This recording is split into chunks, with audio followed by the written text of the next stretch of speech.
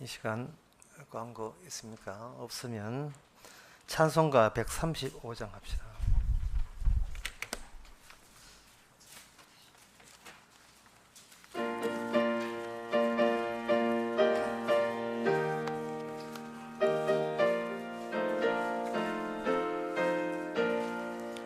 갈보리 산 위에 십자가 지셨니 누가 고난을 당한 표라.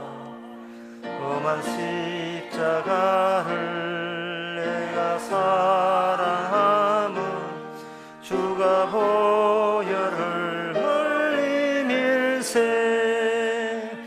최후 승리를 얻기까지 주의 십자가 사랑하리. 빛나며 영광 얻기까지 험한 십자가 붙들겠네. 멸시함을 받은 주의 십자가에 나의 마음이 끌리도다. 귀한 어린 양이 영광 다 버리고 험한 십자가 지셨도다. 최후 승리를 얻기까지 주의 십자가 사랑하리. 빛나며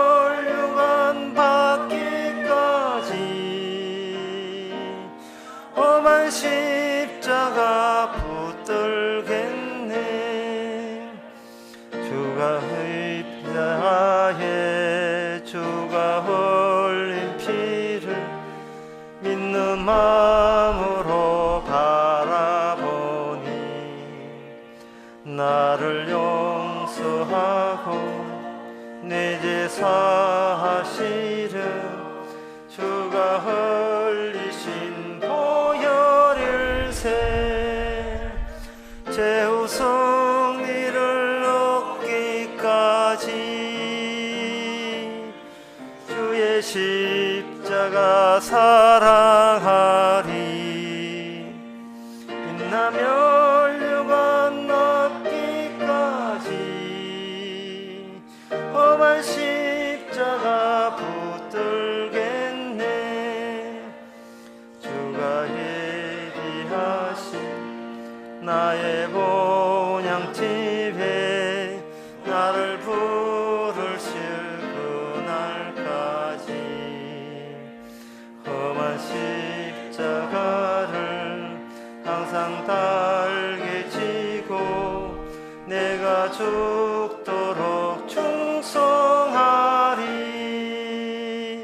최후 승리를 얻기까지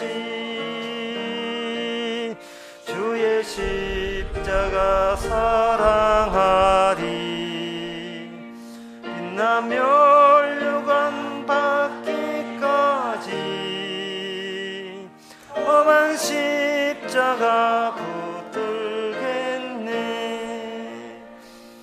하나님의 말씀은 고린도전서 15장 35절에서 41절까지입니다.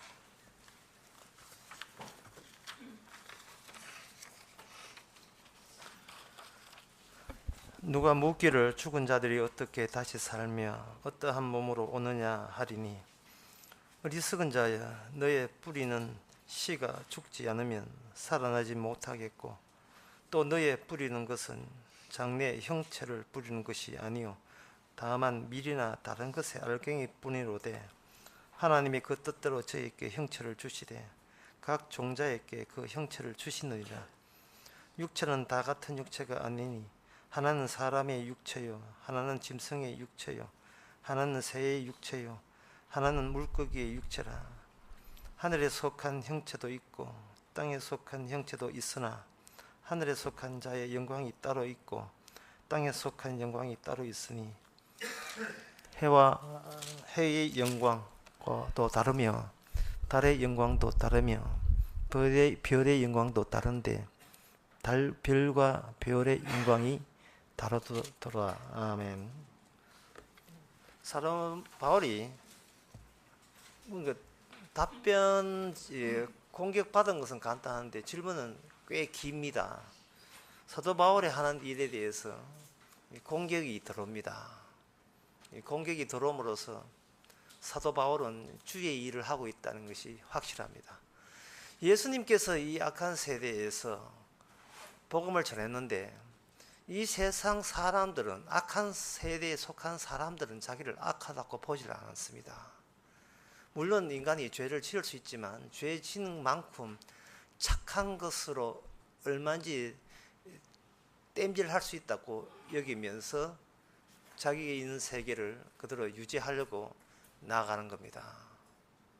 그렇기 때문에 인간들은 자기 세계, 자기에게 속한 세계가 악하다고 여기지 않는데, 거기에 예수님께서 오셨습니다. 거기에 예수님께서 오셔버리면 예수님이 하신 문장 속에 반드시 뒤에 뭐가 붙었냐 하면은 이 악한 세대요, 이 죄 많은 세대요, 이렇게 설정이 되어 있어요. 그러면 같은 사람들을 보기에 이 세상이 살만한 세상인데 예수님 보기에는 이 세상은 헐어버려야 될 세상이고 날아가 봐야 될 세상이 되는 겁니다. 예수님께서는 12제자와 함께 다니셨는데 12제자들도 이 사실을 몰랐습니다. 나중에 성령을 보고 난 뒤에, 성령을 받고 난 뒤에 우리가 위험한 동네에서 살았구나 하는 것을 알게 돼요. 위험한 동네에 살았구나를 안다는 것은 무슨 뜻이냐 하면은 주 예수님 아니었으면 큰일 날 뻔했다는 것과 겸해서 이야기하는 겁니다. 그런 이야기를 한다는 것은 이미 제자들이 성령을 받아서 그런 거예요. 그러면 성령을 받기 전에는, 성령을 받기 전에도 그냥 살았죠. 근데 성령을 받기 전에는 뭐를 생각을 못했냐 하면은 내가 속해 있는 이 세상 자체가 엉터리라는 것을, 이걸 전부 다 일괄적으로 생각을 못했어요.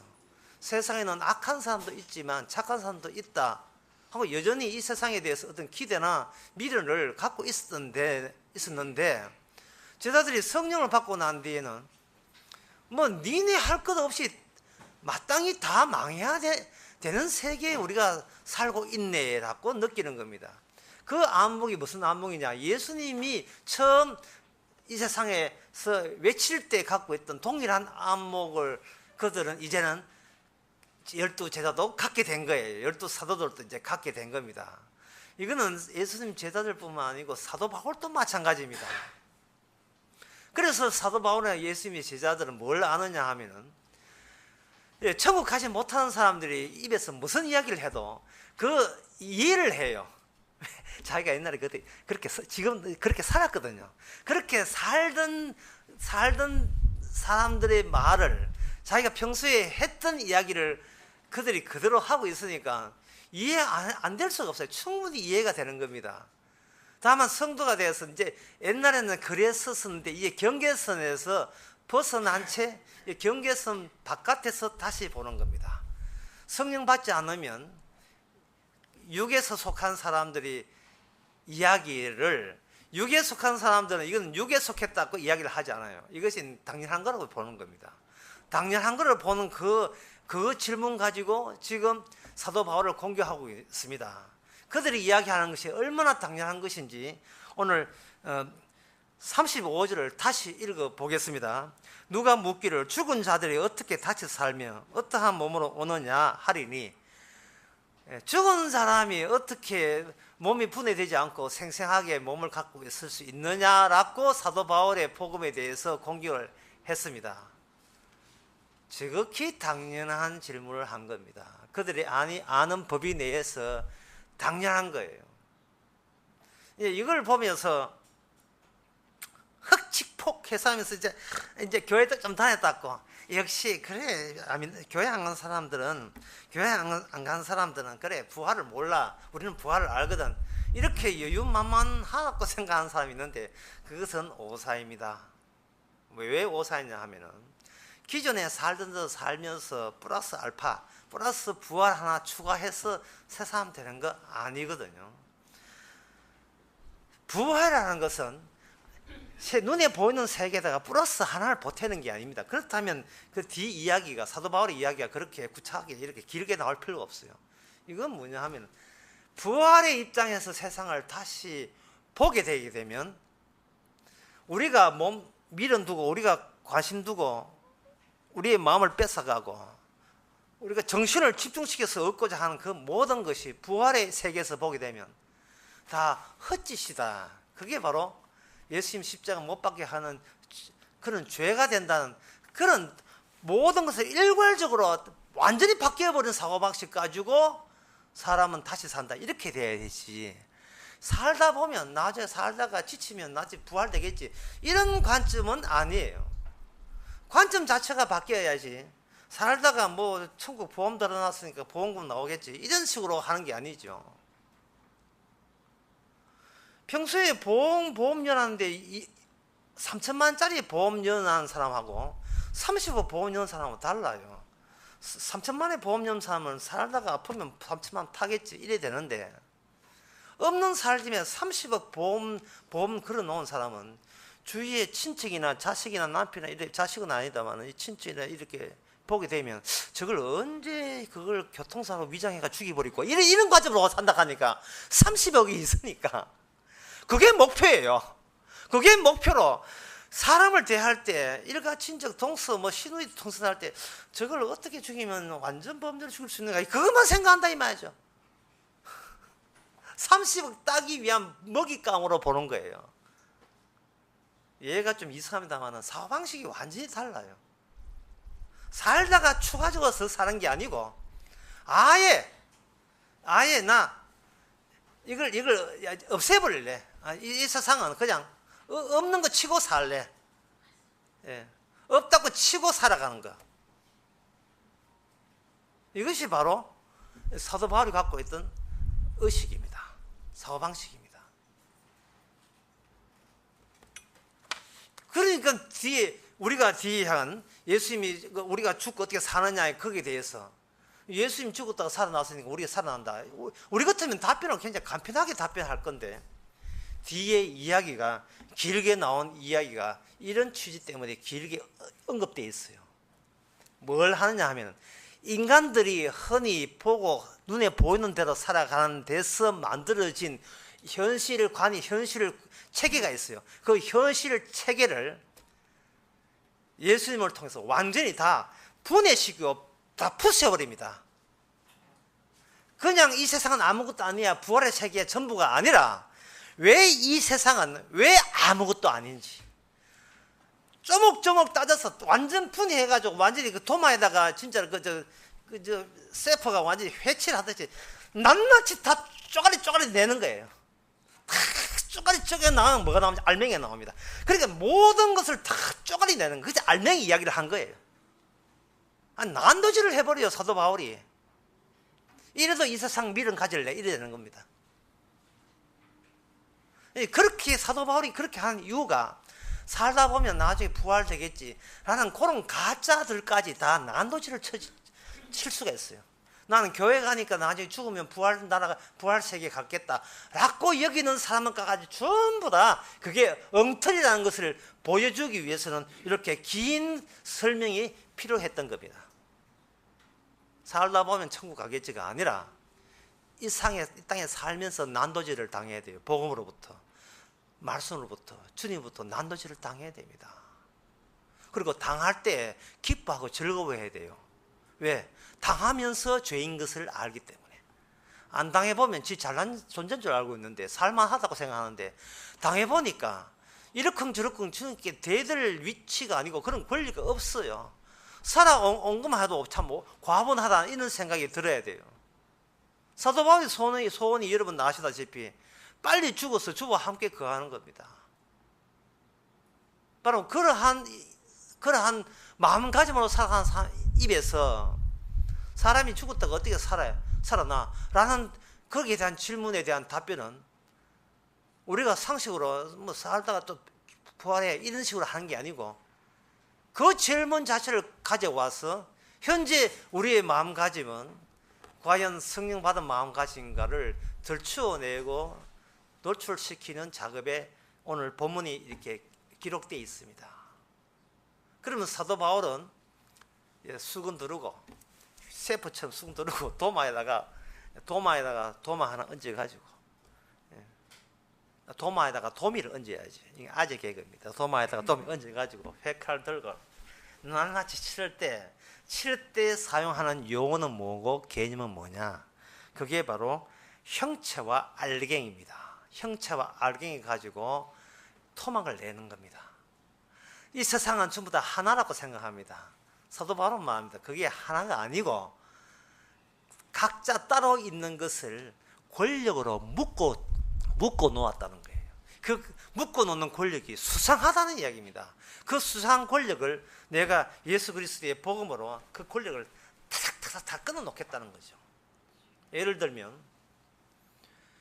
남자들이 그냥 남자로 살아가는 것처럼 보입니다. 그런데 그 결과가 뭐냐면 이 세상은 남성 위주의 세상이 되고 말았어요. 이 가정도 마찬가지고.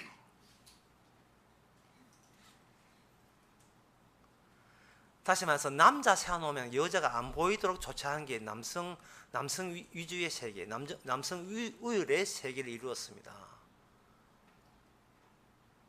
그런데 그러면 여자는 어디 있느냐? 여자는 보면 보여요. 세상은 반은 여자고 반은 남자인데 어떻게 세상 돌아가는 것은 남성 위주로 돌아가냐면 남성 위주로. 왜 그렇게 되었는가? 그것은 바로 남자 여자 있더라도 구분이 차이가 있더라도 여기에 인간들이 알지 못하는 권력이 거기에 스며들어 가지고 그 차이를 없애버리는 식으로 권력이 작용한다는 겁니다. 차이를 없애버리면 남성을 놓고서도 여성을 없애버리는 쪽으로 그걸 획일화시키는 겁니다. 하나로 딱 등장하게 만들어요.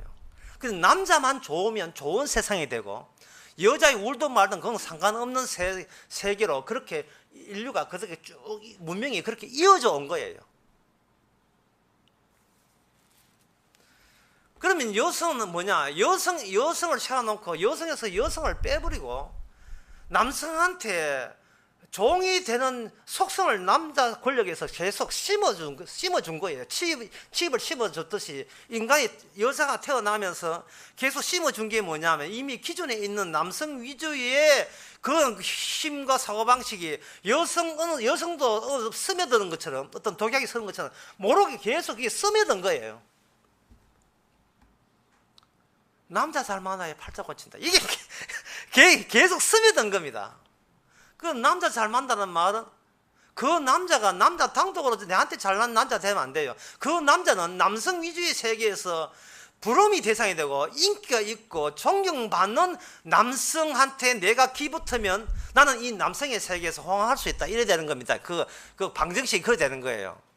그러면 남자 세계에서 남자가 돋보인다는 말은 돈 가지고 권력 가지고 인물 잘하고 이런 것들 있잖아요. 남자가 반해도 멋있는 남자. 송중기 같은 그런 남자 말입니다. 그런 남자를 우리를 보는 겁니다. 차이가 있는데도 불구하고 차이가 없앰으로써 질서가 유지된다는 거예요. 가정의 질서, 국가의 질서, 모든 질서가 그렇게 유지가 되는 거예요. 50년 동안 남자와 여자와 같이 살면서 50년 동안 하녀부리잖아요. 하녀부리면서 50년 지내서 이제 여자가 탈출한다고 집 보따리 살고 어디 헌집에 가 누워 자고 있고 그런 식으로 또 나름대로 또 반항을 해보는 거예요. 남자가 여자한테 시킬 때 당연하다고 거기 당연한 걸 시켜요. 차이를 없애고 시켜요. 일을 시킬 때 너는 너 나름대로의 인격이 있을 것이다. 그런 걸 계산 안 해요. 너는 지금 이 순간 너는 너 나름대로 뜻이 있을 거고 너의 기대한 바 있을 거라. 그걸 고려를 하지 않아요. 다 없애버려요.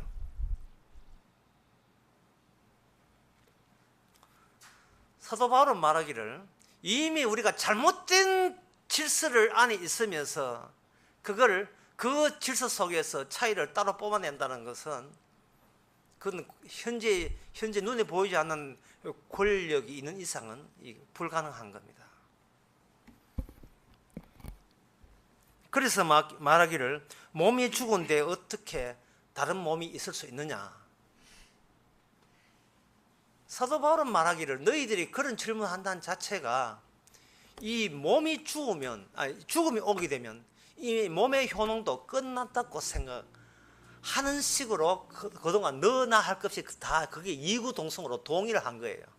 우리의 몸이 있을 때까지만 몸이고 죽으면 그 다음은 없으니까 있을 동안에 눈에 보이는 이 몸만 단단히 챙기면 된다고 하는 거예요. 그런데 사도 바울 오늘 본문에서 그거는 네가 형체를 보고 알기를 못 봐서 그러한 결론에 도달된다고 보는 겁니다.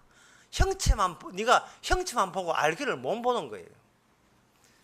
그러나 사람들의 인간의 입장에서는 형체가 보면 알게는 이는 없어도 있으나 그만이라고 보는 겁니다. 그러나 사도 바울은 형체에 있더라도 알게가 알게의 시절이 사라지는 것이 아니고 형체가 있더라도 알게는 그대로 알게가 남아있다는 겁니다. 더 나아가서 말하기를 형체라는 것은 아무것도 아니고 알갱이가 몸짓 키운 것이 형체에 불과하기 때문에 형체 속에서 알갱이를 찾아내지 못하는 그런 사고방식 가지고는 내 말을 이해 못한다고 이렇게 이야기하는 겁니다. 제가 이야기하는 것보다 성경 보면 이런 게 나겠지요. 또 너의 뿌리는 것은 장래의 형체를 뿌리는 것이 아니요 다만 밀이나 다른 것에 알갱이 뿌려되 하나님은 그 뜻대로 그에게 형체를 주시되 각 종자에게 형체를 주시느니라.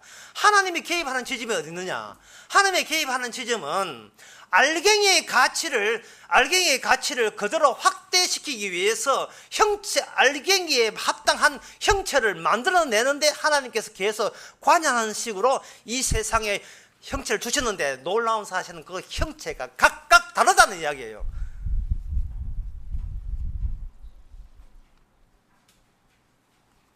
각각 다르다는 말은 어떤 누구도 이 차이 나는 것, 다른 것을 하나로 통합할 수 있는 권한과 권리가 없다는 겁니다. 남자가 시키도 남편이 시키도 여자가 아니요 처음부터 그런 권리가 있는데 남자들은 그걸 결혼시간 한 30년, 40년, 50년 하다 보면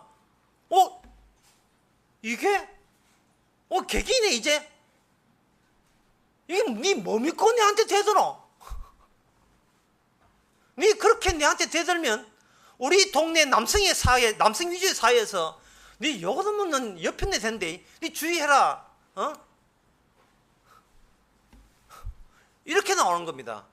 내 앞에서 남자 여자 차이를 언급해.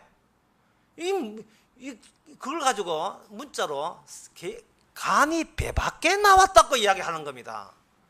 간이 배 밖에 나왔다. 여기서 우리가 반박할 수 있어야 돼요.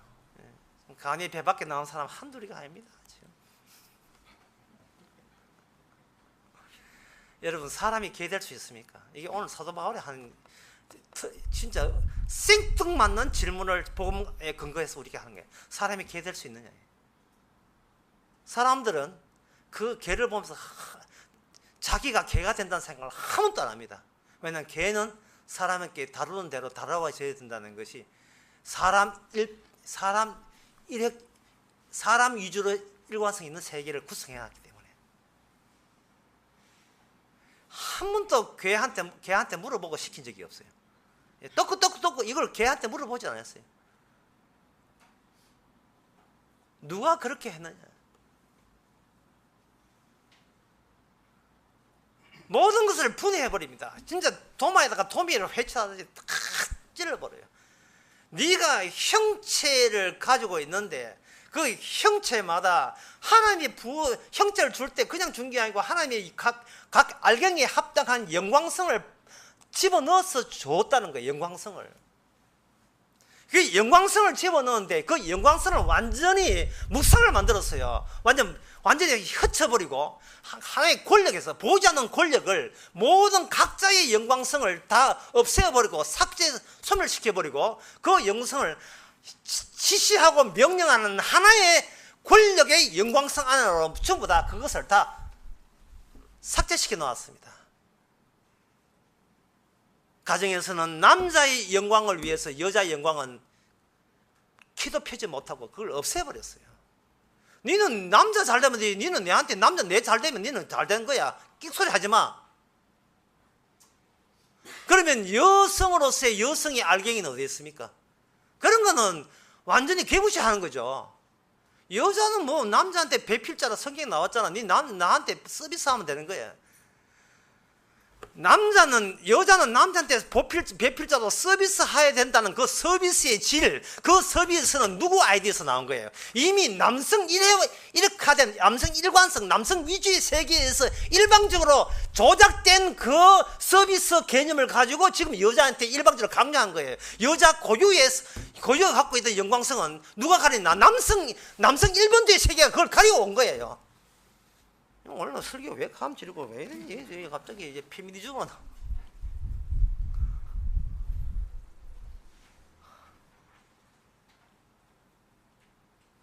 제가 이 말씀 하는 것은 성경을 볼 때 선입관을 갖고 보는데 그 선입관이 수상하다는 겁니다. 미국에서 어떤 분이 그에 대한 질문을 했어요. 뭐냐면 성경 읽을 때 어떻게 읽습니까? 이 질문 자체가 성경 읽을 때 어떻게 읽습니까? 우리가 아는 질문은 또박또박 읽는다. 30분 읽고 10분 쉰다. 이런 질문을 하라고 온 게 아니잖아요. 어떻게 해야 성경에서 복음을 끄집어낼 수 있습니까? 어떻게 봐야 하나님 뭐 제대로 진리를 접수할 수 있는 진리과 접촉할 수 있는 읽기입니까? 그런 질문이다 말이에요. 그래서 제가 답변을 했지요. 성경 읽을 때 선입관 가지고 읽습니다. 그 선입관 가지고 읽는데 그 읽을 때 그냥 읽는 게 아니고 기대한 바가 의도한 바였어요. 그건 뭐냐? 읽는 내 당사자가 영광을 받는 쪽으로 내가 하나님 앞에 칭찬받는 쪽으로 성경을 읽겠다는 거예요. 성경 읽는 이 순간을 사진 착착 천사가 막 찍어버리면 얼마나 착해 보이냐 이 말이죠. 그러나 성경 읽어서 내가 성경 읽어서 읽기만 끝나는 것이 아니고 읽은 내용대로 실천에 옮기면 이게 더더욱더 하나님께서 영광을 받으시고 영광 받으면 나는 죽어도 지금 천당 간다 확정되는 거니까 이 순간이니까 얼마나 참 귀한 순간입니까? 성경을 정신 바짝 차리고 읽겠다는 거예요. 그게 바로 틀림없는 성경 읽기. 그런 식으로 틀림없는 성경 읽기지만 모든 인간 다 그렇게 읽어요. 모든 할 때 다 기대감을 가지고 가요. 그 기대감은 뭐냐? 자기 의고 자기 영광성이고 자기 복 받는 하나님께 행운을 얻어내는 어떤 기회가 된다고 생각하고 성경을 보는 겁니다. 지금 집안에 문제 있다. 성경 읽음으로써 집안의 문제 삭설이 해결되는 어떤 은근히 괜찮은 미래를 기대하고 보는 거예요. 그런데 그 맞은편에 누가 있냐면 예수님께서 성경을 보고 있습니다. 예수님은 성경을 보는 정도가 이미 완료가 되었어요. 1.1이라도 다 이루었더라가 이미 마련된 분이 예수님입니다. 그 예수님이 인간이 지킬 수 없는 성경을 지킬 수가 없죠. 왜요? 성경 저자가 인간이 아니고 성령이기 때문에 인간은 저자의 마음을 읽을 수가 없어요. 그렇기 때문에 그냥 아까 이야기한 자기 잘남 영광을 위해서 그냥 본다 이 말이죠. 그런데 이미 성령을 마음을 아시는 주님께서 성경 모든 것을 30권 이걸 다 이루었어요. 이뤄놓고 마중을 나와요. 이거 제가 의정교회에서 첫 번째 강의 때 한 거예요. 마중을 나오면서 이게 성경을 다 이루게 되면 의가 됩니다. 하나님이 티를 찾을 티가 없어요. 어떤 흠집을 찾아도 흠집을 찾을 수가 없어요. 완벽하게 주의 약속대로 다 이루었기 때문에 그걸 하나님의 의라고 하고 그걸 두 자로 복음이라고 하는데 그 하나님의 의를 가지고 마중을 나옵니다. 마중을 나오는데 그걸 36권을 다 이뤘던 그걸 집대성한 게 뭐냐 하면 바로 십자가입니다. 십자가 가지고 마중을 나와요. 십자가는 예수의 피와 살이 거기에 담겨 있어서 누구든지 내 살과 내 피를 마시지 않으면 영생이 없다는 말과 결부되어 있습니다. 그걸 마중을 나오게 되면 우리는 자기 영광과 자기 의로만 하다가 거기서 충돌이 일어나게 되어 있어요. 충돌이 일어나면서 십자가 앞에서 우리가 이렇게 성경 보면서도 뭔가 성경 보고 난 뒤에 행운을 찾겠다는 그런 일을 획책하는 것조차도 죄가 된다는 거예요. 죄가 되면서 첫째는 내가 죄이면서 의인은 십장 안에만 있다는 걸 발견하는 거, 그 한 가지와 두 번째는 내가 이렇게 성경 읽으면서 구원받겠다는 이것이 개인적 구원이라는 겁니다. 이것이 죄가 돼요. 개인적 구원은 없는데 나만 구원받기 위해서 나만 성경 열심히 본 거예요. 내가 하는 행동이 나의 구원으로 주어질 거라, 사적 구원으로 줄 것이라고. 그래서 그런 행동과 오늘 본문과 연관시키면 인간은 자기 눈에 보이는 자기 형체를 생각하기 때문에 자기 알갱이가 어디 있는지를 몰라요. 보면 29절에 39절에 보면 육체는 다 같은 육체가 아니니 하나는 사람의 육체요, 하나는 짐승의 육체요, 하나는 새의 육체요, 하나는 물고기의 육체요, 하늘에 속한 형체 따로 있고. 이 말은 뭐냐, 전부 다 알갱이가 다 다르다는 겁니다. 알갱이가 다 다른 거예요. 알갱이를 다른데 사람들은 눈에 보이는 게 다르니까 형체가 다르다고 생각하는 거예요. 남자와 여자가 결혼했다. 그러면 결혼하게 되면 두 사람이 있기 때문에 지식과 감정과 의지가 두 종류가 되어버려요. 이걸 하나로 통합하지 않으면 가정이 자꾸 불러 일어납니다. 여기서는 권력이 작용하죠. 힘센 쪽이 쉽게 가겠습니다. 혼수 많이 한 쪽이, 아주 듣기 쉽도록 혼수 많이, 결혼식 때 비용 많이 드는 쪽이, 또는 시각과 친정 가운데서 더 돈 많은 쪽이 큰 소리를 치게 돼 있어요. 그래야 가정의 질서가 하나로 통합이 됩니다. 그러면 각자의 차이 나는 알갱이는 날아가 버리고 하나의 형체에서의 복속이 되고 예속이 되어 버립니다. 그래서는 안 된다는 거예요. 주님께서는 알갱이까지 접근해 나가는 겁니다. 그런데 문제가 있어요. 인간이 그 접근하는데 이게 한계가 있어요. 왜냐하면 각자의 알갱이가 다르고 형체가 다르다는 말은 알갱이 다르고, 각자의 알갱이가 다 다르니까 어느 알갱이를 가지고 이게 대표 알갱이를 할 수 있느냐 하는 문제 생겨요. 어느 것이 기준점이 되느냐, 어느 중심점이 되느냐, 이 문제 생깁니다. 그러나 모든 인간들은 지금 다 차이뿐이에요. 차이밖에 없기 때문에 차이를 통할 수 어떤 권리도 없고 자격도 없어요. 인간의 몸은 전부 다 아담의 한 몸에서 나오기 때문에, 아담은 이미 돌아가셨으니까 아담이 이렇게 파생된 그 각각 다른 몸, 아담의 동일한 몸뿐이다 이 말이죠. 쉽게 해서 인간은 개가 될 수가 없습니다. 알갱이가 달라서 그래요. 알갱이가 달라서. 이 말은 인간이 또 남이 될 수 없어요. 니는 니고 나는 나다. 그러면 어떻게 되는가? 인간의 몸의 처음 알갱이, 모든 것을 차이를 전부 다 소멸시키고 이걸 집중화할 수 있는 한 몸이 필요합니다. 그런데 그 몸은 우리가 도서관에 찾는 게 아니고 어디 가서 기다리고 있는 것이 아니고 우리가 서서히 살아가면서 이게 그걸 가게 돼 있어요. 왜? 아이스크림에 한여름에 땡볕에 아이스크림에 아무리 장식을 많이 해봐야 이게 아이스크림이 녹아지듯이 우리는 서서히 무너지고 있습니다. 죽음은 모든 차이를 없애버립니다. 모든 차이를.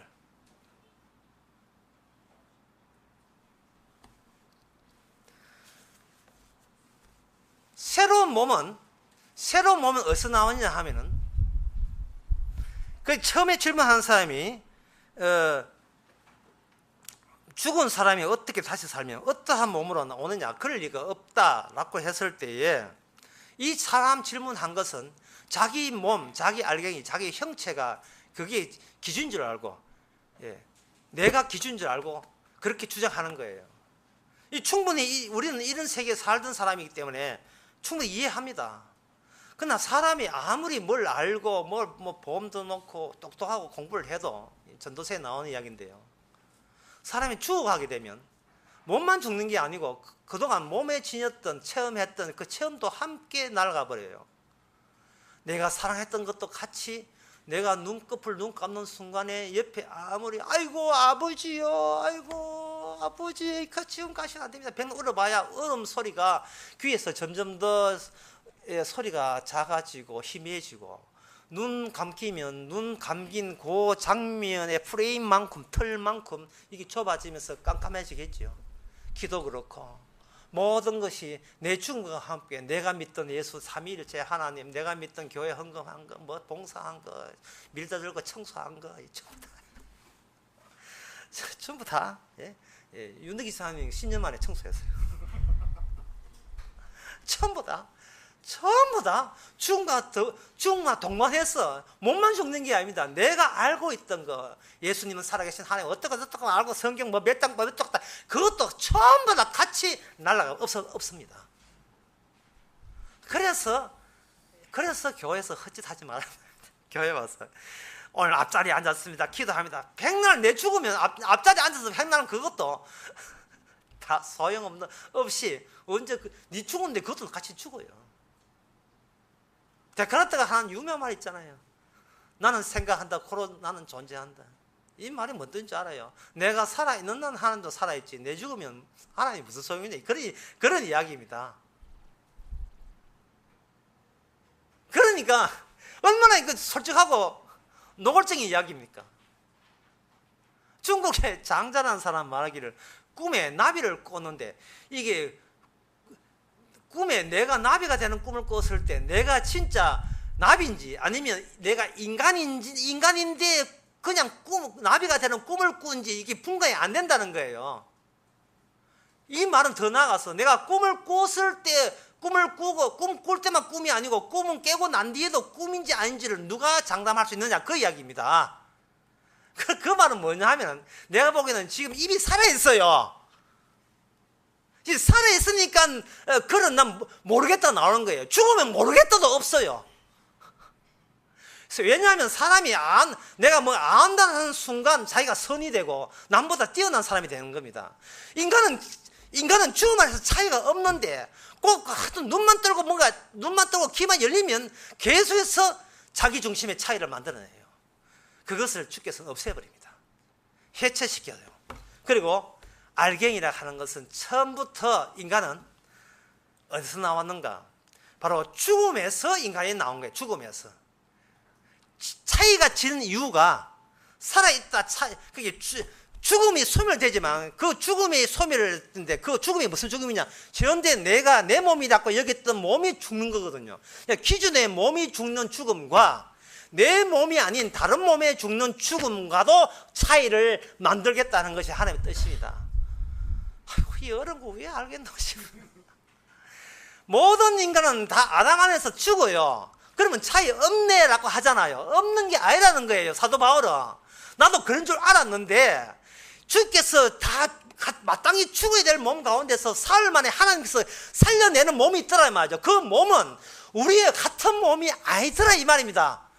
차이가 난다는 말은 알갱이가 다르다는 말이고, 알갱이가 다르다는 말은 뭐냐 하면 오늘 본문에 보면 알갱이 형체에다가 하나의 개념을 덧붙여요. 오늘 본문에 어렵게 복잡하게 느껴지는 것은 개념이 3개나 개념을 지금 집어넣어서 그래요. 한 가지 개념이 영광입니다. 영광을 집어넣어요. 형체가 다르면 영광이 다르다. 그걸 다른 말을 하면 알갱이 다르면 영광이 다르다. 그걸 다른 말을 하면 모든 인간은 알갱이는 죽음으로써 영광이 죽지만 살아있을 때 살아있을 때 영광 해도 죽게 되면 다 죽음의 비참한 영광으로, 영광 없는 거죠. 영광이 비참한 식으로 하지만 예수님만은 그 죽은 자들 가운데 살아남으로 말미암아 하나님이 인정하는 유일한 영광을 위해서 유일한 형체, 유일한 알갱이, 유일한 몸이 지금 부활의 몸으로 우리에게 나타났다는 겁니다.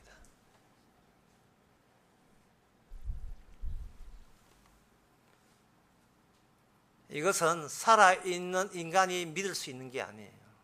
왜냐하면 우리가 살아있는 몸으로 생각해서 그 몸을 받아들이면 이것은 결국 살아있는 내 몸 영광이 되니까, 이런 것은 성령이 아니고 이거는 종교 사기꾼들이 한 짓이에요. 현재 당신 몸 살 수 있습니다. 이런 건 안 돼요.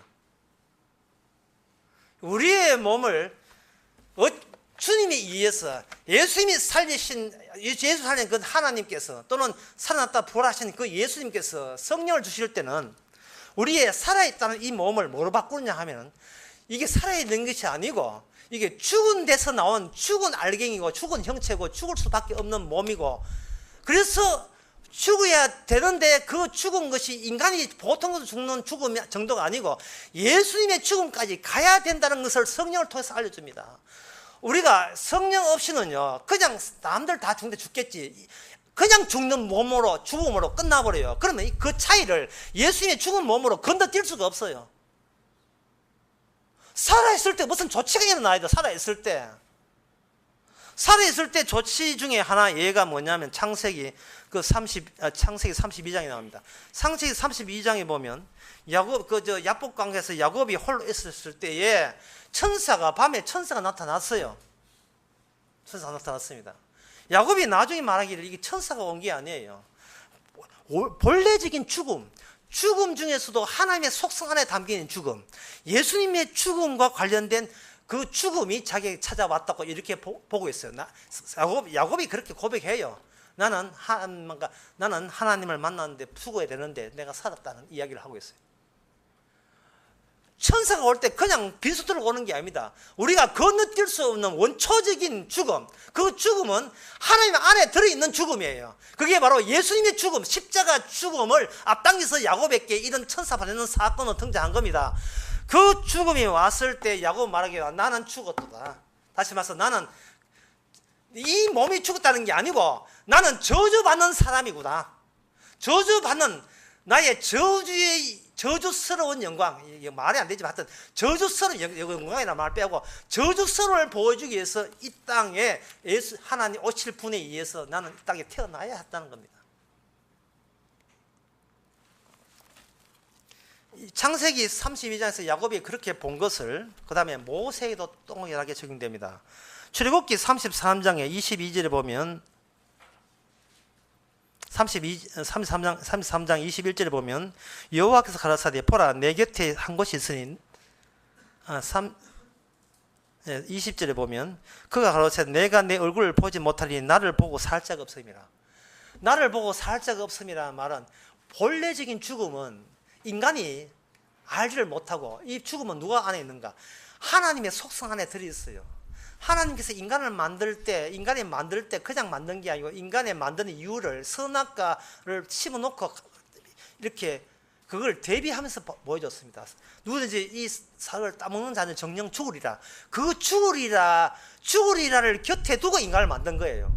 인간을 만들고 선악과에 있는 게 아니고 선악과에 담긴 의미를 알기 위해서 인간을 곁에 만든 겁니다. 인간은 전체적인 죽음을 위해서, 다른 말로 하면 예수 그리스도의 십자가를 전가하기 위해서 인간을 만든 거예요.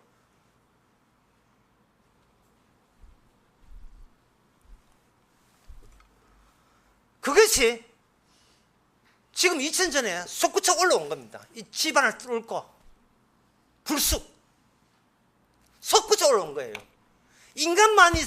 인간만이 그렇고 그런 세상에 이 한가운데 아무도 알지 못하는, 인간은 왜 죽는지 왜 태어나는지 아무도 말할 수 있는 자격이 없는 그 동네에 원초적인 진짜 죽음을 뚫고 이 땅에 등장했습니다. 이것을 세례 요한은 이렇게 합니다. 요한복음 1장 14절에서 말씀이 육신이 되어 우리 가운데 거하시며 우리가 그 영광을 보니 아버지의 독생자의 영광이라. 여기 말씀이라는 단어, 육신이라는 단어 전부 다 새롭게 생각한 단어죠. 말씀이라 하는 것은 말씀이 태초에 말씀이 계시니 그 말씀이 곧 하나님입니다. 하나님께서 육신이 되셔서 우리 가운데 거하심에 그 영광을 보니 독생자의 영광이라. 하나님의 아버지됨을 증거하는 유일한 영광이다. 그 영광, 아버지의 영광은 바로 이 독생자에게만 독점되어 있습니다. 독점되어 있어요.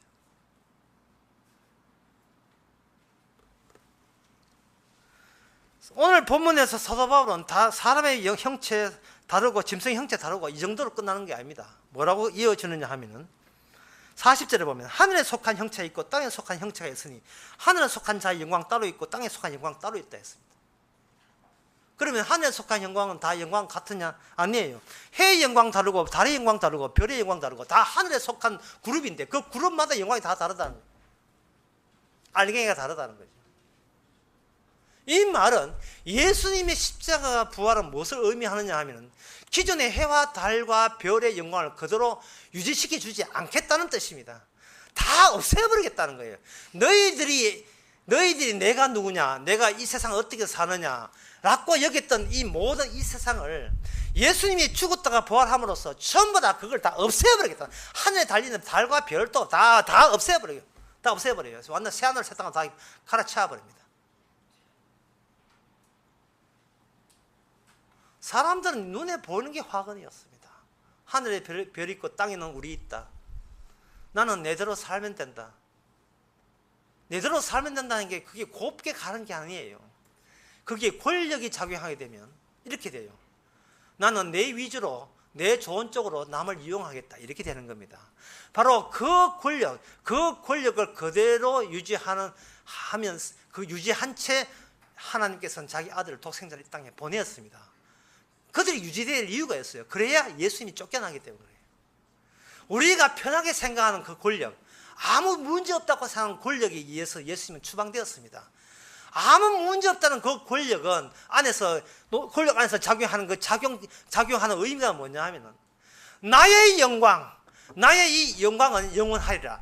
영원해야 된다. 그런 것을 부추기고 그런 것을 내다보면서 우리는 부지런히 살고 있습니다. 다 내 영광이거든요. 그게 바로 예수 그리스도를 추방시킨 그 권력이 악한 권력으로 작용하고 있는 거예요. 그래서 우리는 개 보고 명령하잖아요. 남자가 돼서 여자 보고 함부로 명령하고. TV에 잠깐 보는데 얼핏 보니까 거기 기쁜 소식 하나 등장했어요. 거기에 그 최고의 사랑이라는 프로그램인데 거기에 김숙하고 윤정수가 나와가지고 부부도 아닌 게 부부 체하면서 이렇게 하는데 그 김숙이라는 그 여자가 하는 개그맨이 한 여자가 정말 놀라운 여자였어요. 어떻게 남자의 소리가 담벼락을 넘어가느냐. 얼마나 여자들이 억눌렸으면 그 말이 얼마나 여자한테 속 시원한 말이 되겠습니까? 이 말은 뭐에 패러디 하는 거냐면 어떻게 여자의 소리가 담벼락을 넘어가요? 그 조선시대 때 그 윤리 도덕을 이제 갓숙이 이제 바꾸는 거예요. 이 남자가 어디 큰 소리 내고 있어요. 그러면 이건 뭐냐 하면 그렇게 되면 또 여자 앞에서 남자를 삭제해야 돼요. 어쨌든 간에 한쪽에 몰아세웁니다. 차이 자체를 용납을 안 돼. 용서를 못 해요. 어떻게 그 감히 집사가 목사한테 되들고 도대체 모든 것을 권력 일어나는 전부 다 정의정돈하는 그런 쪽으로 우리는 하나도 살아가고 있습니다. 어떻게 어리 감히 갑 앞에 대들고 도대체 그 사고방식을 가지고 예수 부활 하나 첨가했다고 해서 천국을 가요? 어림도 없는 소리죠. 우리가 왜 존재하느냐? 제가 안양에 가서 식사하는데 어떤 분이 그런 질문을 해요. 그 질문 하나가 내가 보기엔 주께서 허락하신 주의 뜻이 있어서 하는 질문들이에요. 자기 남편이 질문하기를 사람이 죽으면 천국이 어디 있는데 천국 어디 가서 천국 들어가느냐 이래 질문한 거예요. 복음을 잘 모르니까 그런 질문 할 수 있잖아요. 천국이 있다는데 어디냐 이 말인가 들어가게. 근데 마치 식단에 뭐가 있느냐 하면 생선튀김이 올라와 있어요. 생선튀김은 생선에다가 튀김 옷을 입혀 놓은 겁니다. 그래서 제가 설명해 드렸습니다. 앞으로는 이렇게 설명하세요. 천국은 어디에 있는 게 아니고 기초에 있는 죄인을 의로 튀김한 거예요. 갈라디아서 3장에 의하면 하나님의 의로 옷 입은 거예요. 천국을 갈 생각하지 말고 그냥 막 사세요. 거기에 튀김을 하실 거예요. 뭐 처갓집 튀기든 무슨 튀김이든 뭐라 하든 그냥 그 현장에서 애 놓고 살면서 천국에 하나님의 의로 튀김을 할 때 그 덧붙여야 될 이유가 우리의 영광은 지옥의 영광이고 악마의 영광이기 때문에 이것을 독생자의 영광으로 튀김을 하면서 죄를 의로 바꾸는 그 기능이 작용할 때 그게 천국이에요. 그게 천국입니다. 이미 우리가 주님한테 우리가 만들 수 없고 우리가 얻어낼 수 있는 흠도 티도 없는 완벽한 의, 하나님이 어디 집어넣어도 천국 되게 하는 그 완벽한 의를 되기 위해서 하나님께서 성령을 보내셔서 일괄적으로 우리가 놓여있는 이 세상이 폐기 처분되어야 될 세상인 것을 일괄적으로 일체 희망 걸지 않고 기대 걸지 않고 일괄적으로 없애버리는 그거, 그런 안목, 그거는 성령이 와야 가능한 겁니다. 우리가 원하는 영광은 나의 영광이 아니고 독생자의 영광, 예수님의 영광의 나라 위해서 하나님께서는 자기 아들을 죽음의 세계에다가 일부러 보내서, 그 얼마나 그게 악한 세대인지, 아까 설교 처음에 뭐라고 했습니까? 인간끼리 있으면 악한 걸 모른다고요. 예수님이 여기를 옴으로써 일괄적으로, 이거는 묻지도 따지지 않고 전부 다가 썩어 빠진 마귀의 지배하에 있다는 것을 예수님이 와서 다녀감으로 말미암아 그것이 일괄적으로 우리에게 주어지게 되면, 그 일괄된 의식이, 사고방식이 성령을 통해서 우리에게 그대로 받아져서 우리는 그 안에서 살게 되는 겁니다. 그래서 제가 어제 강의할 때 안양할 때 말씀을 지키는 것이 아니고 말씀 안에 산다는 거예요. 말씀 안에 사는 거예요. 물고기가 어항 안에서 헤엄치지 않죠. 그냥 살지요. 헤엄친다는 우리 생각이고, 우리는 평소에 헤엄치는 행동이 있고 걷는 행동 따로 있듯이 살지만, 물고기는 헤엄치는 게 아니고 그냥 사는 거예요. 우리는 말씀 지키는 시간 따로 있고 안 지키는 시간 따로 있는 게 아니고 그냥 있기만 해도 이게 생선 튀김 옷 입히듯이 바삭바삭 얼마나 맛있습니까?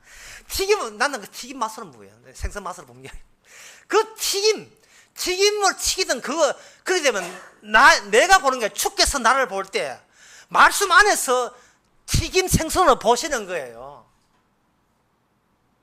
그럴 때 우리는 지 잘나만 사는 것이 아니고 주님께서 못난 인간을 용서해 주신 은혜로 하는 거예요. 아까 그 출애굽기 33장에서 네가 볼 자가 없는데 내가 긍휼 자에게 긍휼 입히고 내가 사랑할 자에게 사랑을 해 주신 그 사랑이, 그것이 모든 말씀을 이루는 것이, 그것이 사랑이 뭐냐?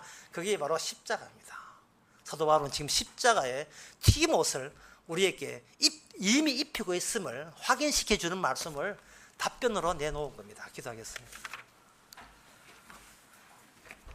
하나님 아버지, 누가 차이를 지었습니까? 권력 싸움에서 지게 되면 가진 자의 앞에서 차이가 없어지는 이 권력 세계를 우리는 당연하다고 여겼습니다. 하지만 당연하다고 여긴 세계 속에 예수님이 들어오시니까 당연한 게 아니고 폐기 처분해야 될 악한 세대인 것이 들통났으니 저희들은 주님의 의만 자랑케 하옵소서. 예수님의 이름으로 기도합나이다. 아멘. 다 일어나서서 155장